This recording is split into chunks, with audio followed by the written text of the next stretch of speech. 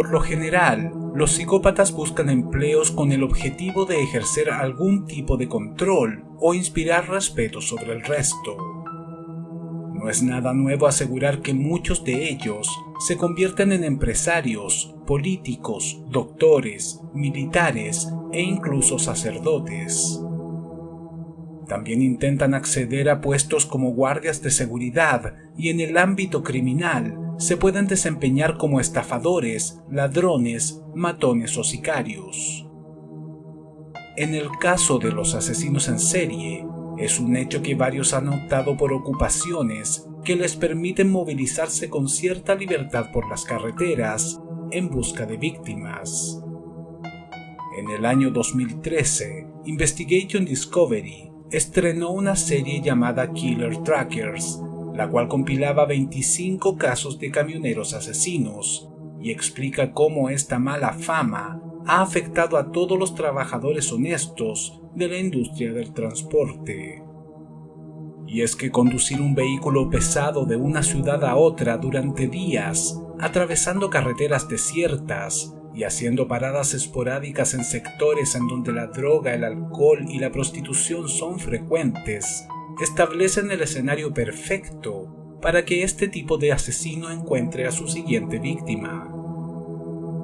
Algunas de estas deambulan por bares y paradas de camioneros ofreciendo sus servicios sexuales. Atraerlas a sus camiones con la promesa de dinero resulta fácil. Muchos de estos asesinatos son descubiertos por la policía cuando el perpetrador se encuentra a miles de kilómetros de distancia, lo cual implica una enorme ventaja para el criminal, y Keith Jesperson, el asesino de la cara feliz, lo sabía perfectamente.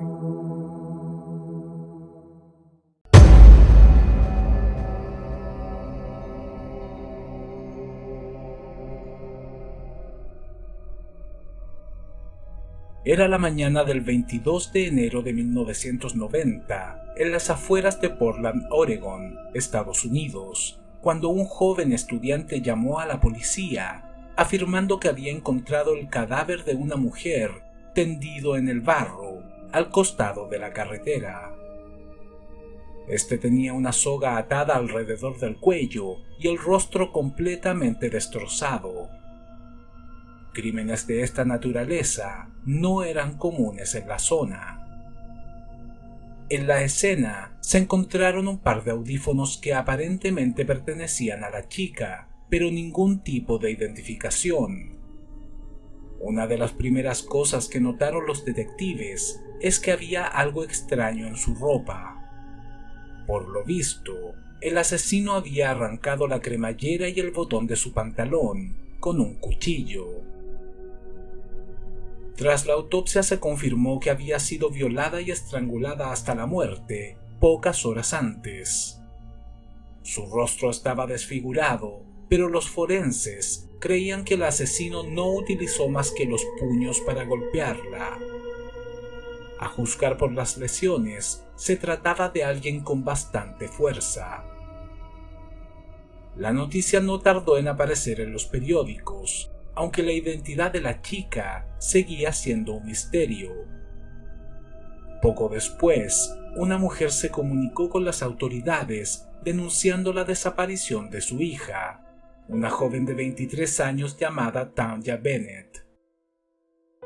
El cuerpo pudo ser reconocido y la policía descubrió que Bennett fue vista por última vez en un bar cercano, un día antes del hallazgo.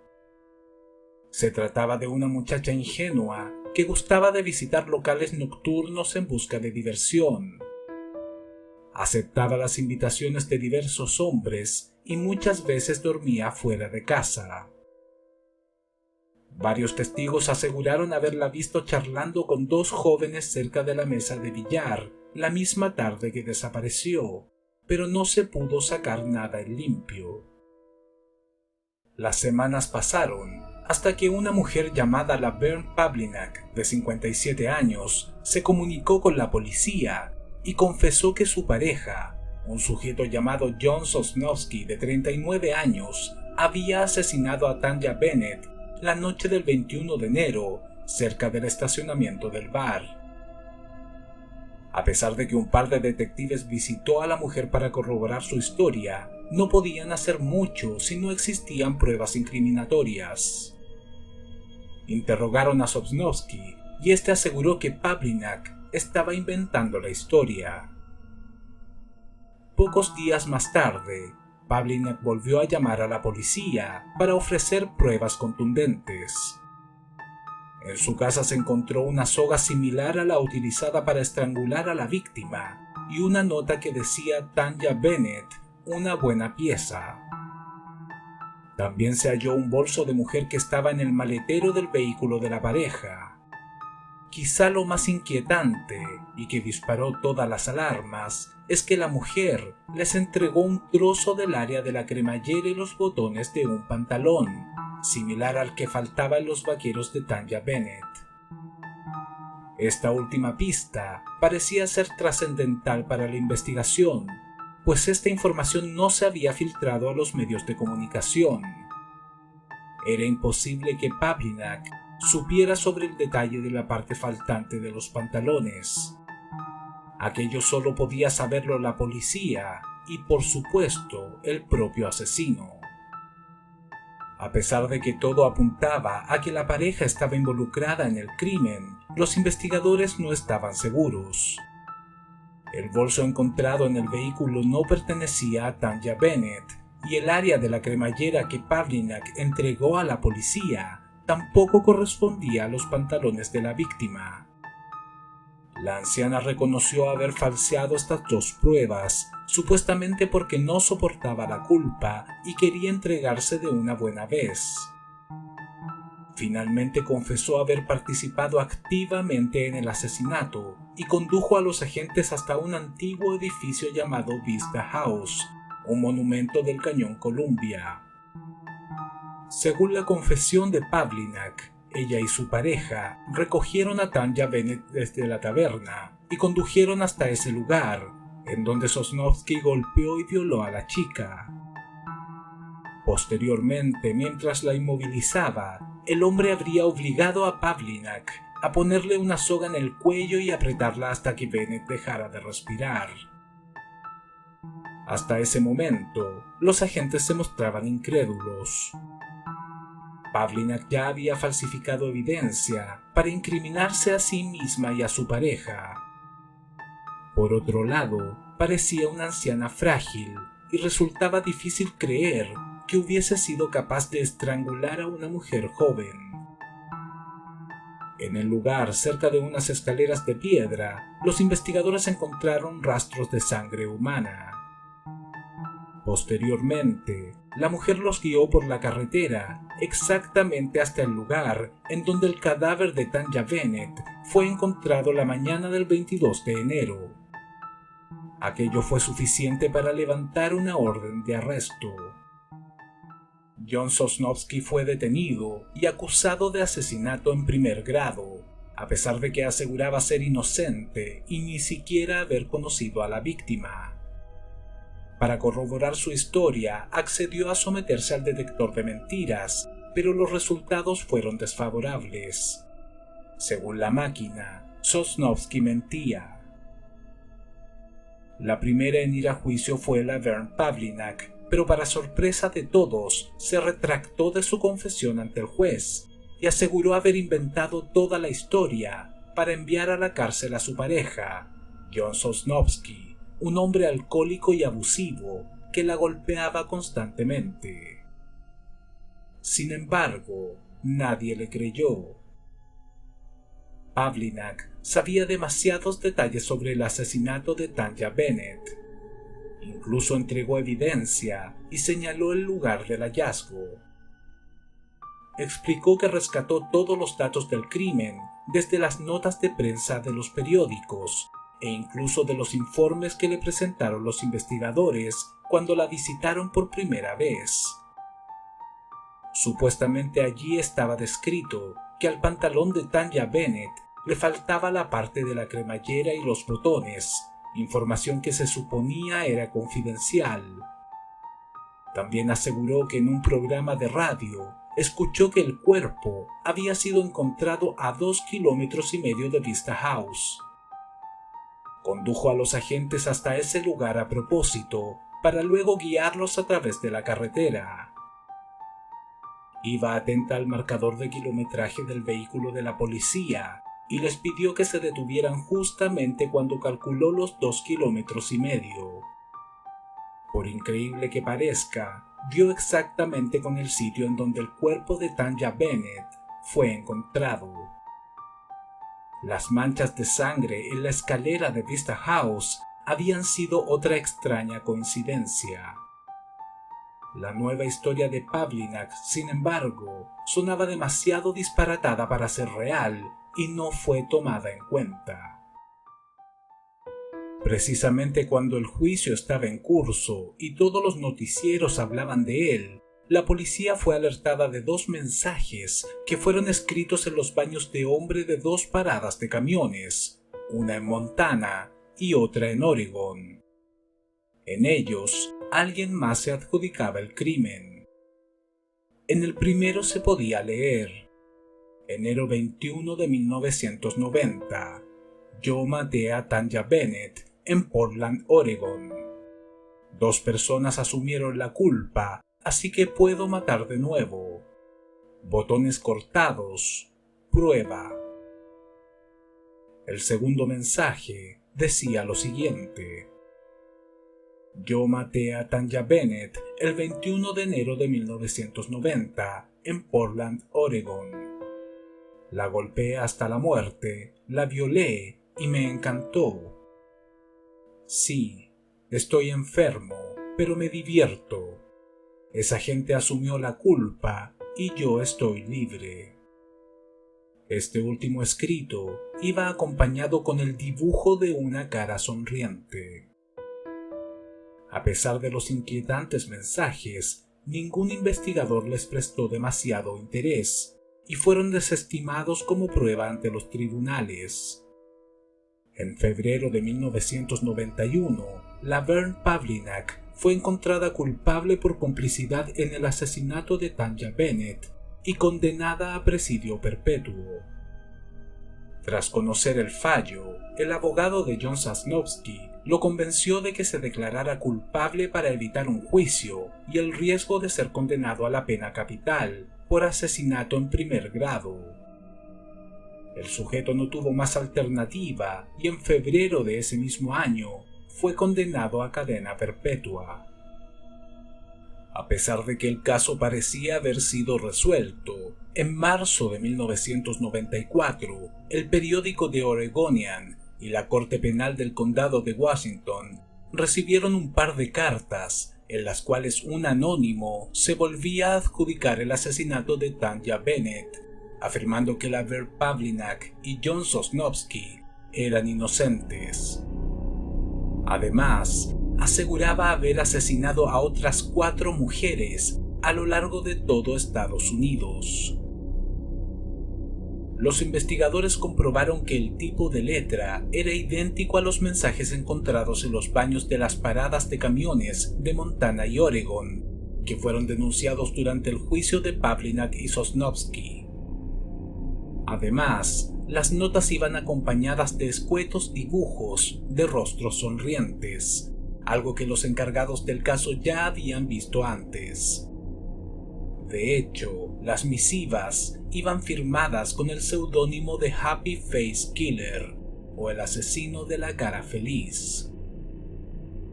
Pero las cartas no solo eran un recuento de crímenes, sino que el supuesto asesino indicaba los lugares en donde había atacado, las características de sus víctimas, el cómo las había estrangulado y otros detalles específicos que pronto comenzaron a desconcertar a los investigadores. El detective Jim McNally corroboró que varios crímenes sin resolver y desapariciones fueron reportados en las zonas indicadas por la persona que había escrito las notas, pero aquello no era suficiente para levantar una investigación o solicitar la ayuda del FBI. Podía tratarse de un bromista o incluso de una nueva jugarreta de Laverne Pavlinak que había demostrado ser sorprendentemente astuta. Se consiguieron rastros de ADN y las huellas dactilares del autor de las misivas, pero tras compararlas con la base de datos de la policía, el resultado fue nulo. Por lo visto, la persona que escribió las cartas ni siquiera tenía antecedentes penales. La hipótesis que algunos investigadores barajaron era que Pavlinak y Sosnovsky contaban con alguien que los estaba tratando de ayudar desde fuera de la cárcel, sembrando pistas falsas para que la policía centrara sus esfuerzos en atrapar a un supuesto asesino en serie y ellos pudieran recuperar su libertad. A pesar de que para muchos no parecía ser más que una simple invención, el asesino de la cara feliz cobró protagonismo cuando una de sus cartas fue publicada por un periódico local. En un comienzo la noticia causó gran impacto mediático, pero los meses pasaron y no hubo novedades con respecto al posible asesino serial. El 30 de marzo de 1995, un camionero llamado Keith Jesperson se entregó a la policía confesando el asesinato de su novia, Julianne Winningham, de 41 años. El cadáver había sido hallado el 10 de marzo al costado de una carretera de la ciudad de Washakie, en el condado de Clark, Washington. La autopsia reveló que la mujer fue violada y estrangulada. Jesperson, de 39 años y 2 metros 2 de estatura, había sido interrogado días antes, pero los detectives no tenían ninguna prueba que lo incriminara. Varias personas sabían que eran pareja y los habían visto juntos en bares y restaurantes de la zona. Lo extraño era que no se le veía afectado por la muerte de su novia. El hombre se mostró tranquilo y colaborador, incluso accedió a entregar muestras de cabello y de sangre. Tampoco puso reparo alguno cuando los agentes solicitaron registrar su vehículo. El detective Rick Wagner, del Departamento de Policía del Condado de Clark, decidió dejarlo ir después de 5 horas de interrogatorio. Le entregó su tarjeta y le dijo que lo llamara si recordaba algo que pudiera ayudar a la investigación. Ese mismo día, Jesperson lo llamó y le confesó que él había asesinado a Julianne Winningham. Por lo visto, Winningham era drogadicta, tenía varias deudas y multas por conducir en estado de ebriedad. Le pedía constantemente dinero hasta que Jesperson se cansó de la situación y la estranguló. Fue detenido y encerrado en una celda especial con vigilancia las 24 horas del día. Había intentado suicidarse poco antes con una sobredosis de tranquilizantes, pero no lo había conseguido. Sabía que tarde o temprano sería sospechoso del asesinato de su novia y no parecía muy dispuesto a estar tras las rejas. La presión de tener a la policía pisándole los talones lo llevó a finalmente entregarse. Pero una semana antes, el 24 de marzo, Jesperson le había enviado una carta a su hermano Brad, confesando no solo el asesinato de su novia, sino el de otras 7 mujeres, entre las cuales se encontraba Tanya Bennett. La nota fue inmediatamente enviada a la policía y el caso despertó gran interés, sobre todo cuando se filtró en los medios de comunicación y varios periodistas e investigadores notaron la evidente similitud con los escritos que había enviado el asesino de la cara feliz años antes. Exámenes forenses ratificaron que las huellas dactilares del sospechoso eran idénticas a las halladas en las cartas. Por lo visto no se trataba de ninguna invención. Jesperson tendría que explicar muchas cosas a la policía. Keith Hunter Jesperson nació el 6 de abril de 1955 en Chilliwack, Columbia Británica, Canadá. Fue el tercero de los 5 hijos del matrimonio formado por Leslie y Gladys Jesperson. Por aquel entonces, Chilliwack era una comunidad rural, reconocida principalmente por su actividad agrícola, aunque el duro clima, que muchas veces se sitúa por bajo los 0 grados, no facilitaba el cultivo de la tierra, la ganadería, ni la calidad de vida de sus habitantes. Leslie Jesperson, el padre de familia de origen danés, era un hombre inteligente, fuerte y hábil, al cual muchos admiraban en el pueblo. Pertenecía a una familia de herreros y en su casa tenía 2 forjas, en las cuales trabajaba junto a sus 3 hijos varones cuando estos no estaban en la escuela. Además de ejercer la herrería, podía desempeñarse como fontanero, aprendió ingeniería eléctrica y mecánica hidráulica e incluso código Morse. También fabricaba ataúdes y se convirtió en el único proveedor de una tribu nativa que no daba abasto con las muertes que produjo una epidemia en su poblado. Como si fuese poco, construía diques, sabía tocar teclado, acordeón y escribía poesía. Sin embargo, Leslie Jesperson distaba mucho de ser un padre modelo. Era un alcohólico que tiranizaba y maltrataba a su familia tanto de forma física como psicológica. Exigía a sus hijos trabajar en la forja y si estos mostraban algún atisbo de cansancio, los golpeaba. No tenía reparos en asegurar que solo seguía casado porque su mujer era útil en la cocina.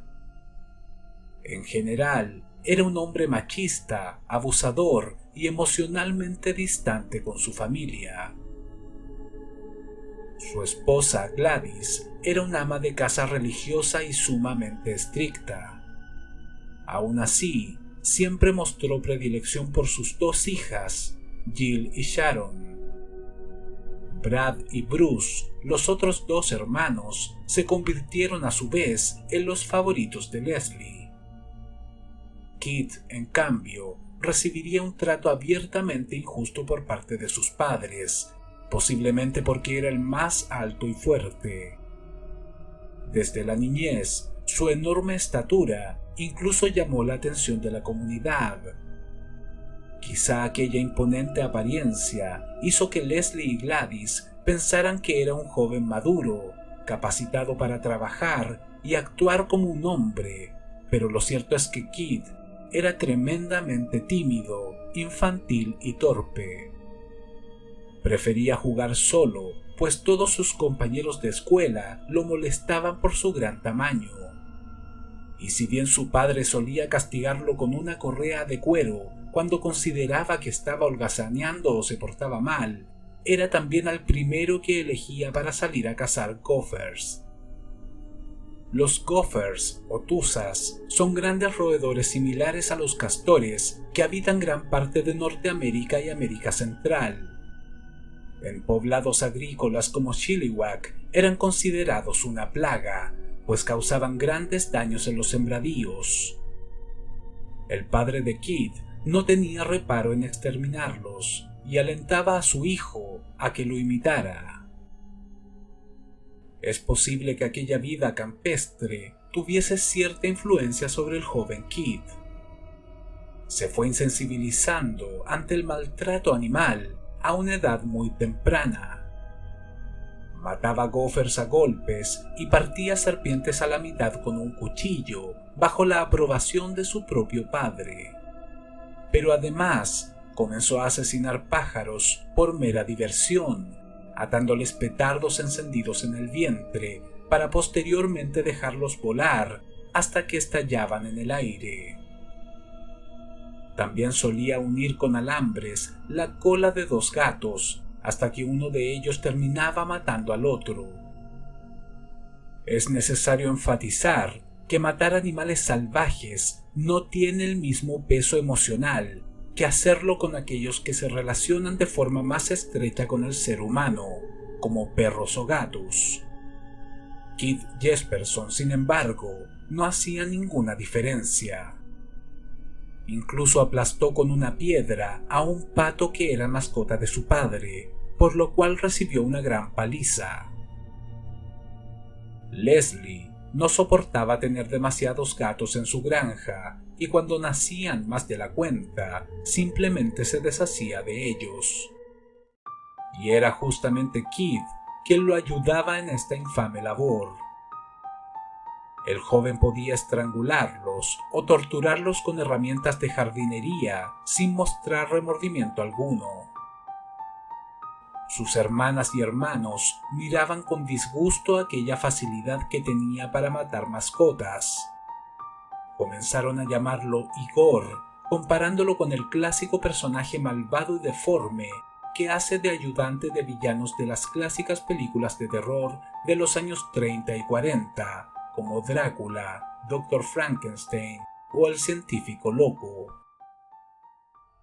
Aunque los padres de Kid no mostraban demasiado interés por su hijo, resultaba evidente que necesitaba tener al menos un amigo, y decidieron invitar a casa a un vecino de su edad, llamado Martin, para que le hiciera compañía.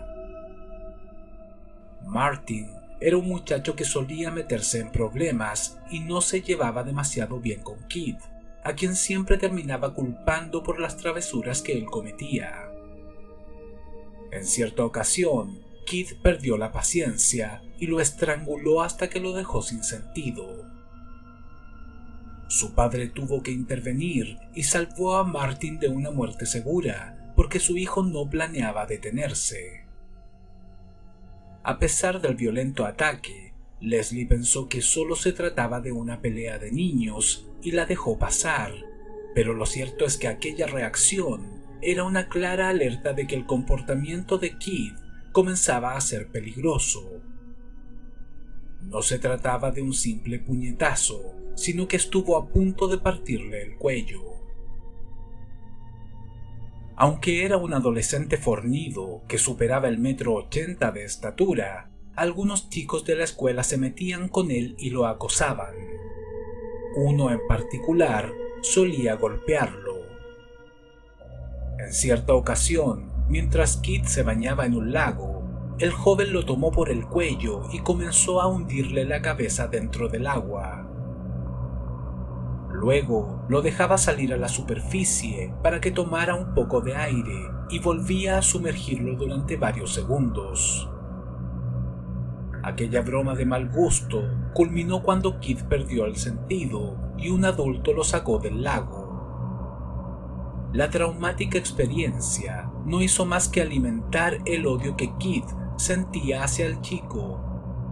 Cierto día, cuando ambos se encontraban en una piscina, decidió tomar revancha. Lo empujó al agua, le cogió la cabeza y comenzó a ahogarlo. Esto no se trataba de un juego. De hecho, no tenía planeado dejarlo tomar aire ni por un segundo. De no ser por un salvavidas que estaba observando atónito la escena y que corrió a separar a los jóvenes, fácilmente podría haberse tratado de su primer asesinato cuando apenas había cumplido los 12 años. Posteriormente, los Jesperson se mudarían a los Estados Unidos. Leslie había conseguido un nuevo empleo y no lo pensó dos veces antes de viajar con toda su familia y radicarse en Washington. Por su parte, Kid no asimiló bien el cambio. Sus problemas en la escuela aumentaron. Lo molestaban por su desmesurado tamaño y su acento canadiense. Lo llamaban grasoso, perezoso e incluso Hulk. El único amigo que hizo rápidamente lo metió en problemas cuando lo convenció de entrar a robar a una tienda y fueron descubiertos. Incluso fue detenido por la policía, lo que no hizo más que labrarle una mala fama en el vecindario. Aunque los animales no abundaban como en su pueblo natal, Kid se las arreglaba para asesinar gatos y perros con un rifle de aire comprimido y balines de acero. También disfrutaba provocando pequeños incendios. Al empezar la secundaria, el entrenador de fútbol americano de la escuela lo animó a formar parte del equipo. Como se trataba de un muchacho alto y fuerte que ya superaba el 1,90 m de estatura, vio en él bastante potencial. Durante las prácticas no destacó demasiado y actuó de forma contenida, pero cuando se enfrentaron a otra escuela, fue expulsado después de fracturar a 2 jugadores. Y aunque su entrenador intentó convencerlo de que siguiera en el equipo, el chico no volvió a asistir a los entrenamientos.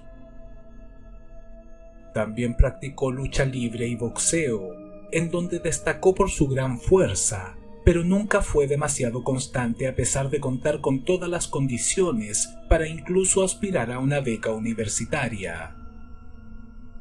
Las chicas de la escuela lo consideraban un tipo guapo, pero tímido e inmaduro. Cuando éste las invitaba a salir, era lo suficientemente torpe como para que lo rechazaran, a pesar de que les llamaba la atención. Esto comenzó a frustrarlo enormemente, y fue cuando las primeras fantasías violentas ligadas al sexo comenzaron a seducirlo. Sabía que someter físicamente a una de esas muchachas no debía ser algo complejo para él. Un fugaz noviazgo por aquella época lo alejaría momentáneamente de esas ideas retorcidas. Sus calificaciones eran mediocres y su familia comenzó a presionarlo para que pensara en cómo se ganaría la vida cuando terminara sus estudios. Ir a la universidad quedó descartado de pleno, por lo que consideró volver a Canadá y convertirse en policía. Llevar una placa en el pecho e imponer respeto era algo que le resultaba ciertamente atractivo. Pero poco antes de terminar la escuela, Kid sufrió un grave accidente cuando cayó de una plataforma de más de 7 metros de altura durante una clase de atletismo. Los chicos debían escalar un armazón ayudados por una soga. Cuando Kid llegó a la cima, ésta cedió por el peso y se precipitó al suelo. Sería trasladado de urgencia a un hospital, en donde se constató que su columna había sido gravemente dañada. Tuvo que ser operado en 3 ocasiones, pero aún así, una de sus piernas se inflamaba constantemente y le producía una pronunciada cojera.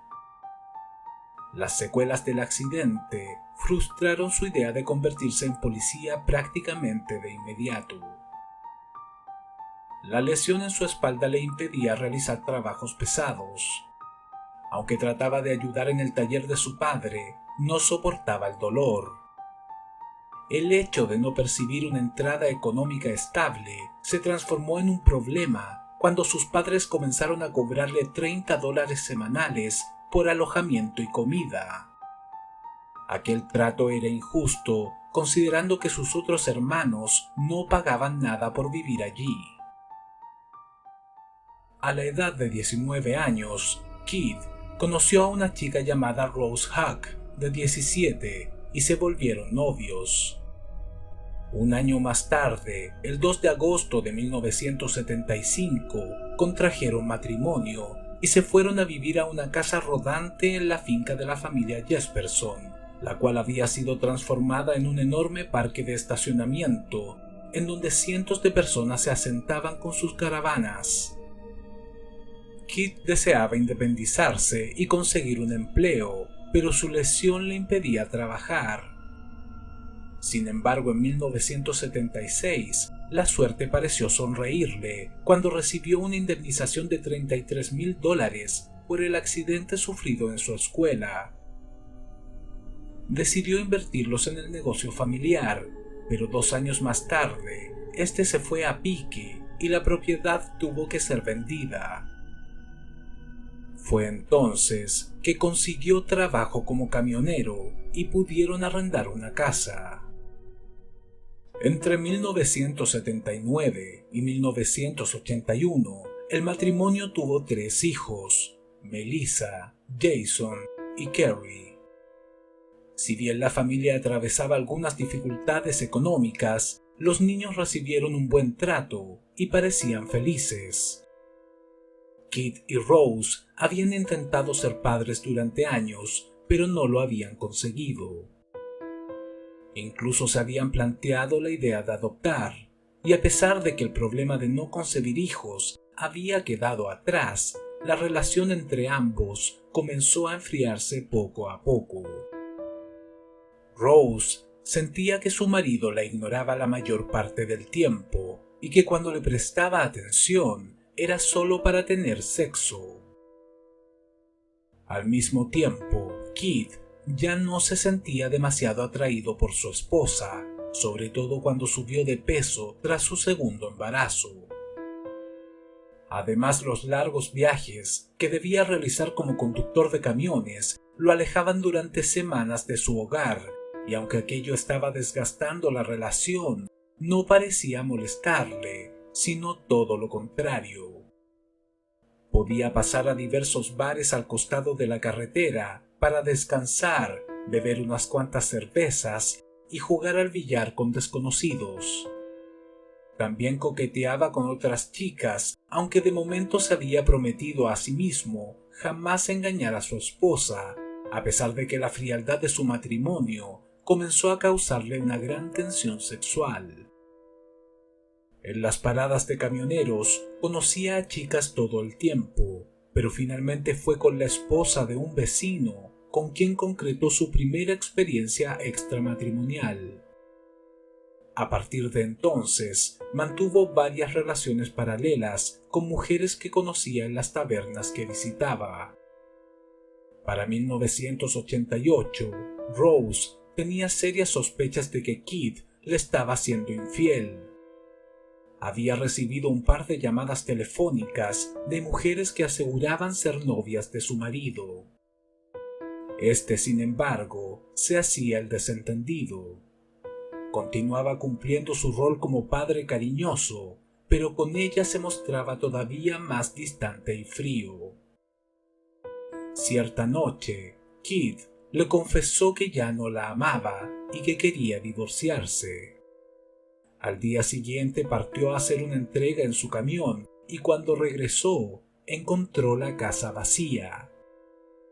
Rose empacó todo y se fue con sus 3 hijos a vivir a la casa de su madre. Los 2 años siguientes fueron de completa inestabilidad para Keith Jesperson. Mantuvo una relación amorosa con una mujer que le fue infiel y que finalmente lo abandonó. Estuvo varios meses sin empleo hasta que nuevamente encontró trabajo como camionero. Sus deudas habían aumentado, debía pagar la mantención de sus 3 hijos y tuvo que vender gran parte de sus posesiones. La única forma de conseguir una entrada extra era jugando al billar apostando dinero, pues al menos en eso era bastante hábil. La tarde del 21 de enero de 1990, mientras Jesperson se encontraba en una taberna, conoció a Tanya Bennett, de 23 años. Ambos conversaron unos minutos antes de que el hombre se retirara. Estaba viviendo muy cerca del lugar, en la casa de su exnovia. Esta se había marchado con otro hombre y no pareció importarle que Keith siguiera alojando allí. Había estado jugando billar desde la mañana y estaba cansado, pero al mismo tiempo comenzó a fantasear con tener sexo con la chica que había conocido en el bar esa tarde. Volvió al lugar y se la encontró cerca de los estacionamientos. La invitó a casa y esta, tras reconocerlo, aceptó sin poner problemas. Pero una vez que ingresaron a la vivienda, Keith trató de sobrepasarse y la muchacha intentó huir. Forcejearon y el hombre la tiró sobre un colchón, en donde comenzó a violarla. La joven comprendió que luchar contra un sujeto enorme como Jesperson era inútil, así que dejó de oponer resistencia. Sin embargo, le dijo que se diera prisa para que todo aquello terminara pronto. Esas palabras no hicieron otra cosa que poner furioso a su atacante. Keith Jesperson ya no era el muchacho tímido de antaño. se había vuelto mujeriego, machista y pedante. El hecho de que la mujer quisiera terminar lo antes posible con aquella relación sexual, que en realidad era una violación, le pareció una ofensa.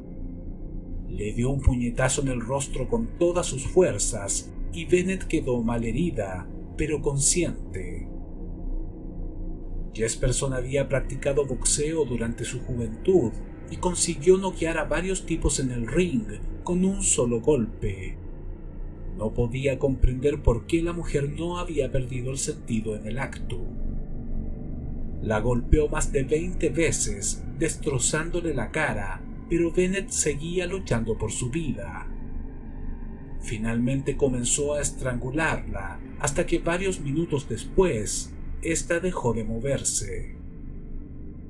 Luego, cogió una cuerda, la puso alrededor de su cuello y continuó estrangulándola para asegurarse de que realmente estaba muerta. Poco antes, Jesperson había fantaseado con la idea de secuestrar a la chica y mantenerla como una esclava sexual, pero todo se había salido de control. Ahora se había convertido en un asesino. Inspirado en programas y series policiales que había visto en televisión, le quitó la cremallera y el botón de metal al pantalón de su víctima, pues sabía que estos podían tener parte de sus huellas dactilares impresas. Volvió al bar para tener una coartada y se aseguró de que todo el mundo lo viera en el lugar, bebiendo y conversando con los demás clientes. Ciertamente su apariencia no lo hacía pasar desapercibido, así que no resultó una tarea difícil. Horas más tarde regresó a casa, cogió el cuerpo de Bennett, lo subió a su vehículo y lo abandonó a un costado de la carretera, en las afueras de Portland, Oregon, en mitad de la noche. Cuando los noticieros difundieron la noticia del hallazgo del cadáver, Jesperson no le dio demasiada importancia. Creía haber sido lo suficientemente cuidadoso de no dejar ninguna pista que lo incriminara. La lluvia que cayó aquella noche también serviría para borrar cualquier otra evidencia que pudiera haber quedado en el lugar donde abandonó el cuerpo de Bennett. Al igual que la mayoría de los asesinos seriales, Jesperson retomó sus actividades cotidianas con total normalidad después del crimen. Realizaba los trayectos como transportista de forma regular, visitaba a su familia e invitaba a desayunar a sus hijos. Por las noches frecuentaba diversos bares y se le podía ver jugando billar o bebiendo cerveza. Muchas de las camareras simplemente lo adoraban porque siempre les hacía algún cumplido o les dejaba propina extra. De hecho, cuando se hacía tarde, algunas le pedían de favor que las acompañara hasta sus casas, pues temían ser asaltadas por el camino. Tras su separación, Jesperson comenzó a frecuentar prostitutas. Por lo general mantenía relaciones sexuales con ellas dentro de su camión, pero si éste notaba que no estaban a gusto, insistían en cobrar el dinero por adelantado o querían retirarse antes de tiempo, se ponía furioso y podía volverse muy violento. La noche del 12 de abril de 1990, en el estacionamiento de un centro comercial de California, vio a una joven en evidente estado de ebriedad pidiendo un aventón. Esta llevaba en brazos a su hijo de pocos meses. Jesperson se le acercó, charlaron unos minutos y le confesó que había discutido con su marido. Poco después, el hombre la invitó a subir a su camión. Se alejaron del pueblo y llegaron a un lugar solitario en donde la chica le practicó sexo oral. Sin embargo, algo lo hizo enfadar. De pronto, la tomó por el cuello y comenzó a estrangularla. En ese momento, el bebé cayó al piso y Jesperson comenzó a aplastarlo con los pies, mientras la mujer gritaba y luchaba por su vida. Sin previo aviso, el hombre se detuvo. Estaba bastante seguro de que aquel se iba a convertir en su segundo asesinato, pero no contaba con la presencia de un bebé. Simplemente no se sentía capaz de matarlo. Pensó en estrangular a la mujer y dejar al niño abandonado en algún otro sitio, pero si nadie lo encontraba, moriría de todas formas. Decidió volver a la ciudad y dejarlos en un área segura, aunque le pidió a la joven que no le dijera a nadie lo que había ocurrido. Vance Lagal, de 21 años de edad, acudió inmediatamente a la policía y acusó al camionero de asalto sexual e intento de asesinato. La joven había anotado la matrícula de su atacante y dio una descripción lo suficientemente precisa como para que los agentes pudieran identificarlo y detenerlo pocas horas más tarde. Jesperson dijo que ambos habían discutido, pero que no la había atacado. Aseguró que le había torcido el cuello por casualidad mientras la chica le realizaba sexo oral. La cabina de su camión era amplia, pero Jesperson medía más de 2 metros de estatura y pesaba más de 130 kilos. Finalmente condujo a los agentes hasta el estacionamiento en donde recogió a la joven y les mostró una botella de alcohol que aún se encontraba en el lugar, afirmando que ésta estaba completamente borracha cuando la recogió. Logró convencerlos de que se trataba de un malentendido y fue puesto en libertad. A pesar de que consiguió salir impune de las acusaciones, estaba molesto. Aquel ataque había sido impulsivo y torpe. Si deseaba volver a matar, tendría que ser mucho más cuidadoso. Poco después se enteraría de una noticia que lo fastidió todavía más. Laverne Pavlinak y John Sosnowski aparecieron en todos los noticieros, siendo señalados como los principales sospechosos del asesinato de Tanya Bennett. Jesperson sintió envidia de la atención mediática que estaba recibiendo la pareja. Quería recibir el crédito correspondiente por el crimen y fue entonces que comenzó a escribir las confesiones en los baños de las paradas de camioneros, intentando llamar la atención de la policía. La idea de convertirse en un asesino en serie estaba instaurada en la mente de Jesperson y no había vuelta atrás. Desde la infancia había disfrutado torturando y asesinando animales. Ahora experimentaba exactamente lo mismo, pero con mujeres jóvenes. Las invitaba a subir a su camión y poco después las estrangulaba hasta que quedaban inconscientes. Las ataba con cinta adhesiva y esperaba que recobraran el conocimiento para violarlas y volver a estrangularlas.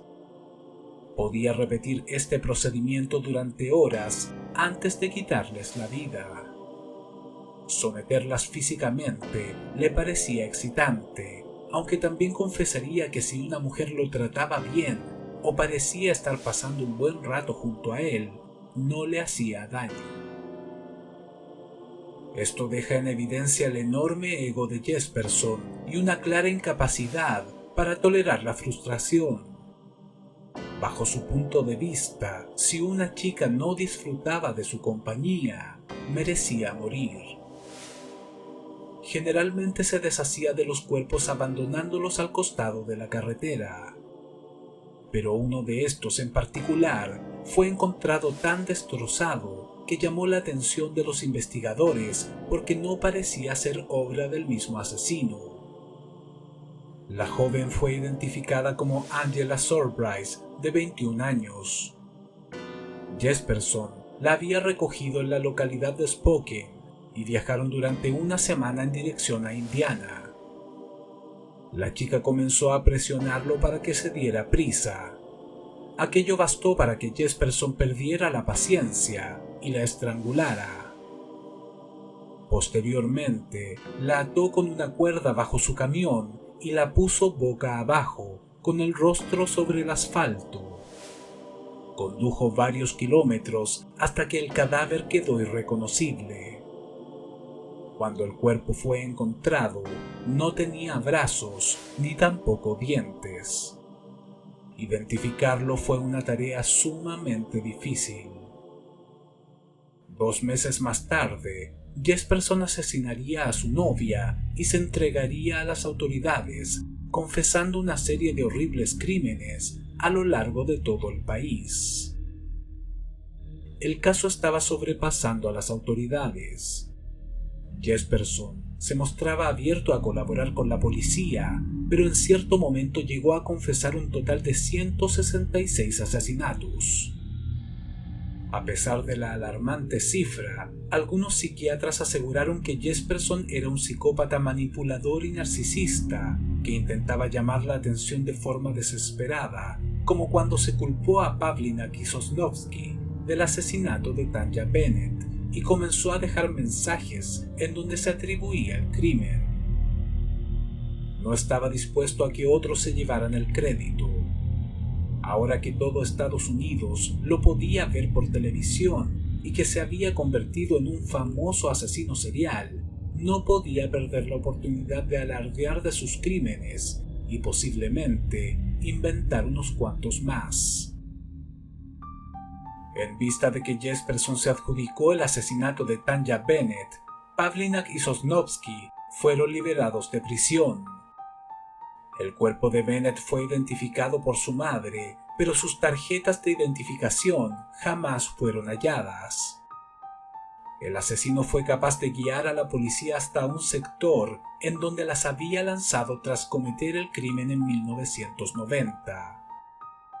Después de 2 días de búsqueda, estas fueron encontradas. A pesar de que Jesperson se retractó de muchas de sus confesiones, finalmente aseguró haber cometido 8 asesinatos, los cuales abarcaban desde Oregon hasta Florida. Fue bastante específico a la hora de entregar datos y ayudó a los investigadores a cerrar casos que llevaban años sin resolverse. Dibujó mapas, describió a sus víctimas y señaló los lugares en donde abandonó sus restos. Fue enviado a juicio por el asesinato de Tanya Bennett, Cynthia Lynn Rose, Laurie Ann Pentland, Angela Surprise y su novia, Julianne Winningham, además de otras 3 mujeres que no pudieron ser identificadas, a pesar de que Jesperson recordaba sus nombres, los cuales serían Cindy, Claudia y Susan. Fue encontrado culpable de todos los cargos y condenado a 3 cadenas perpetuas sin derecho a libertad condicional. A pesar de que disfrutaba de la atención mediática y describió sus crímenes con gran frialdad, cuando sus hijos lo visitaron a la cárcel por primera vez tras ser detenido, su actitud cambió por completo. Por lo visto, los extrañaba y cuando estos se retiraron, se puso a llorar. Era indiferente con su esposa, pero parecía preocuparse por sus hijos. Los visitaba constantemente, los invitaba a comer e incluso, durante una época en la cual no tenía dinero, vendió varias de sus pertenencias para comprarles regalos de Navidad. La hija mayor de Jesperson, Melissa Moore, posteriormente sería entrevistada en varios programas de televisión e incluso escribiría un libro que ofrece una perspectiva diferente en torno a este tipo de casos. Es necesario comprender que los familiares de los asesinos en serie son estigmatizados y pagan las consecuencias por algo de lo que no son necesariamente responsables.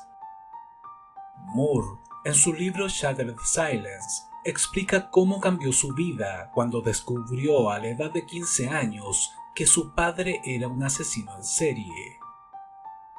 Si bien asegura que Jesperson era cariñoso y nunca abusó de ellos físicamente, describe un par de episodios bastante traumáticos. Recuerda que cuando era pequeña, su padre estranguló a un gato frente a ella sin demostrar remordimiento alguno.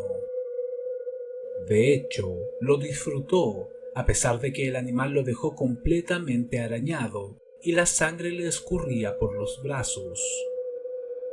Años más tarde, la chica descubrió varios gatos recién nacidos dentro del sótano de la casa y comenzó a jugar con ellos.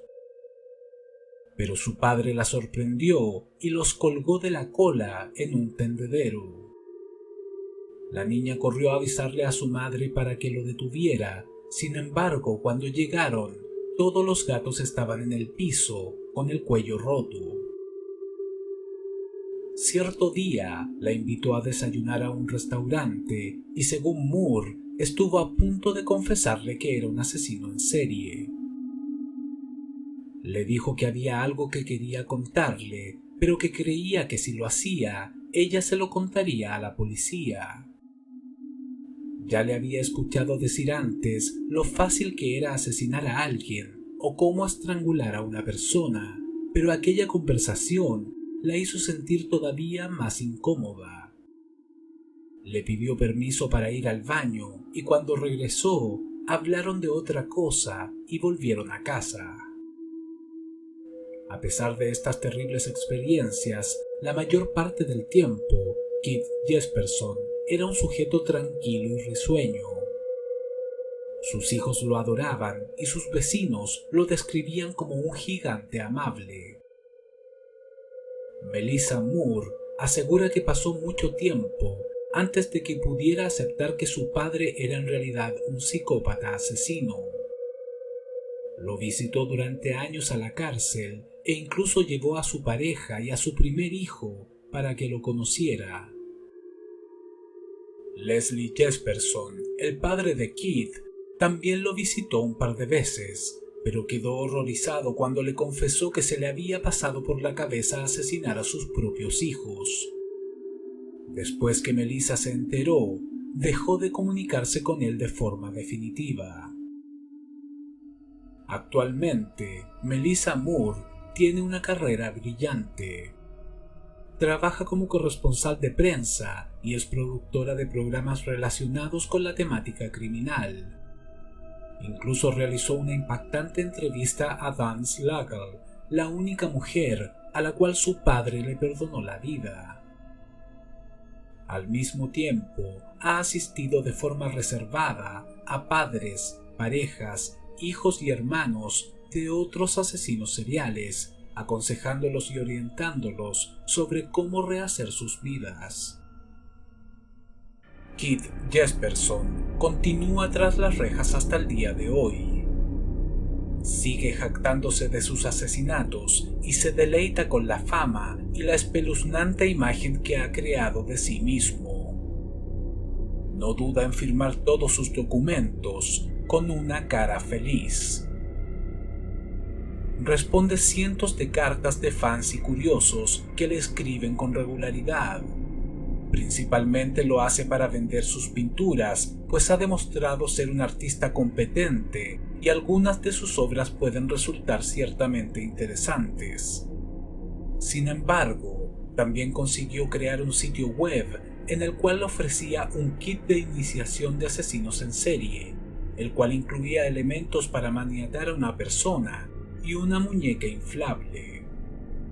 A pesar de que se vendieron unos cuantos, el morboso emprendimiento no duró demasiado y la página fue rápidamente dada de baja por las autoridades.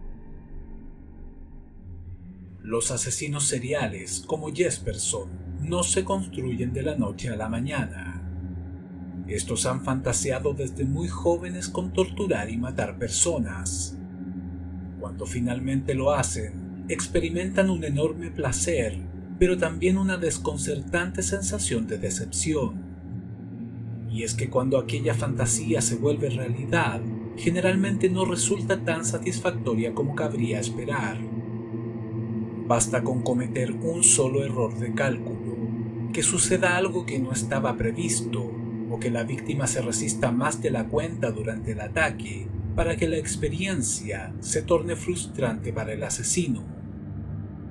Por este motivo, vuelven a asesinar una y otra vez, en búsqueda de una sensación mucho más plena y que realmente cumpla con sus expectativas.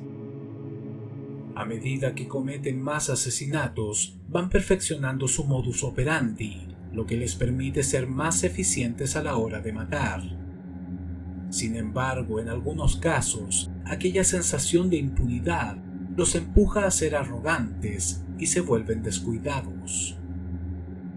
Un claro ejemplo es Ted Bundy, quien comenzó actuando como un asesino en serie organizado y al final de su carrera criminal cometió asesinatos completamente improvisados con la policía y el FBI pisándole los talones, como si intentara aumentar su cifra final de víctimas de forma desesperada. Después de ser atrapado y enviado a juicio, Bundy aún seguía convencido de que se saldría con la suya y que evitaría la silla eléctrica. Esa misma sensación de impunidad fue la que sintió Dennis Rader, más conocido como BTK, quien tras décadas de permanecer en el anonimato, decidió enviar una serie de notas a la policía y los medios de comunicación para jactarse de sus asesinatos, lo que terminó por inculparlo. Si se compara a Rader con Jesperson, resulta evidente que este último tampoco quería pasar desapercibido. Envió cartas a los periódicos y a la corte adjudicándose sus crímenes e incluso garabateó confesiones en baños públicos durante las investigaciones. Asumía su condición de asesino en serie, jugaba con ello y estaba perfectamente consciente de que tarde o temprano sería atrapado. Pero antes de que eso ocurriera, quería labrarse un nombre entre la nutrida galería de asesinos seriales de los Estados Unidos.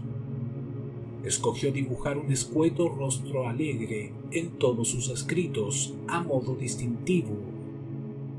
Este es además un claro ejemplo de cómo un psicópata puede banalizar algo tan grave como el asesinato de un ser humano. Continuando con los paralelismos, resulta inevitable comparar hasta cierto punto a Keith Jesperson con Edmund Kemper. Ambos tuvieron una vida familiar traumática cargada de abusos y humillaciones. Ambos disfrutaban de torturar y asesinar animales. Eran altos y corpulentos, superando los 2 metros de estatura, lo que en vez de proporcionarles algún tipo de ventaja, solo les trajo problemas y se convirtieron en objeto de burlas. Tanto Jesperson como Kemper fracasaron en sus intentos por formar parte de la policía, institución que podría haberles otorgado ese grado de respeto que anhelaban y creían merecer.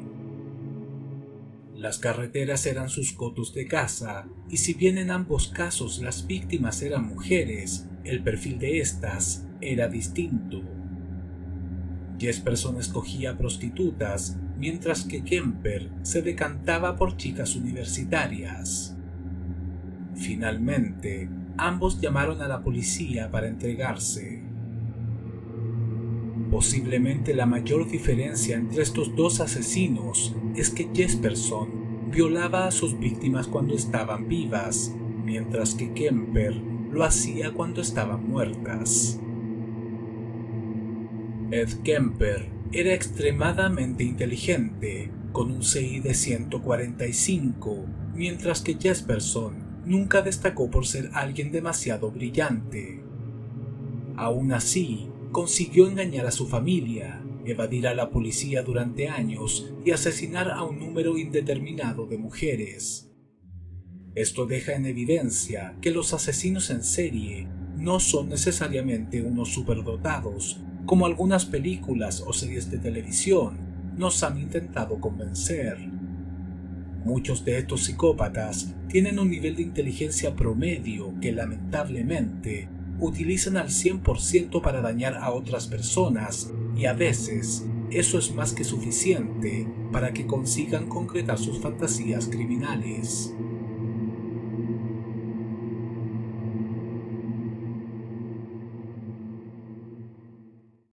Si este video te gustó, dale like, suscríbete y compártelo en tus redes sociales. Esto me ayudaría mucho para seguir subiendo este tipo de contenido. Recuerda hacer clic en la campanita para recibir un mensaje cada vez que suba un nuevo video. En la descripción te dejo el link a mi blog sobre criminología y también el link para comprar mi libro Monstruos Humanos, un tomo de 430 páginas en donde ahondo en el tema de los asesinos seriales. Mi nombre es Álvaro y este es el canal del crimen.